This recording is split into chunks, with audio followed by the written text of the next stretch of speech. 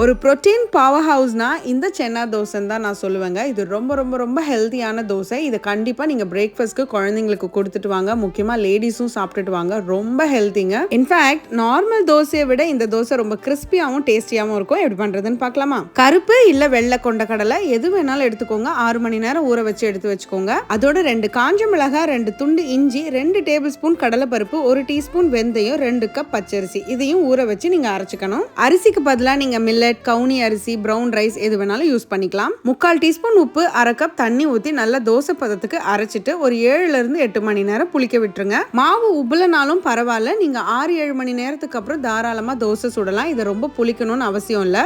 As usual dosa ஊத்திக்கோங்க. நெய் இல்லைன்னா தேங்காய் எண்ணெய் ஊற்றி சுட்டு எடுத்துக்கோங்க. இந்த குவான்டிட்டிக்கு எனக்கு 8 தோசை கிடைச்சது. இதை ரொம்ப நாள் நீங்க ஃப்ரிட்ஜில் வச்சு யூஸ் பண்ண வேண்டாம். சீக்கிரமே புளிச்ச மாதிரி ஆயிடும். ஸோ 2 இருந்து 3 நாளுக்குள்ளேயே இந்த மாவை முடிச்சிருங்க. நான் சொன்ன மாதிரி அரிசிக்கு பதிலாக நீங்க எனி மில்லட்ஸோ இல்ல என்ன ஹெல்த்தியான ரைஸ் நீங்க நினைக்கிறீங்களோ அது கூட சேர்த்து செஞ்சுக்கலாம். சூப்பரா வரும் தோசை. இந்த தோசைக்கு நல்லா கெட்டி சட்னி வச்சு சாப்பிடுங்க. சூப்பரா இருக்கும். நான் பிக்கிள் வச்சு தான் சாப்பிட்டேன். ஏன்னா இந்த தோசைக்கே ஒரு தனி மனமும் ருசியும் இருக்கும். அதனால நான் தொட்டுக்கிறதுக்கு பெருசா மைண்ட் பண்ணல. இந்த தோசையில protein, fibre, vitamin, iron, magnesium, potassium எல்லாமே இருக்குங்க. மிஸ் பண்ணாம கண்டிப்பா ட்ரை பண்ணுங்க. அப்படியே ட்ரை பண்ணும்போது மறக்காம ஸ்டவ்வோடு சமைக்கும் போது கொஞ்சம் லவ்வோடு சமைச்சிங்கன்னா சுமாரா இருக்கிற சமையல் கூட சூப்பரா இருக்கும்.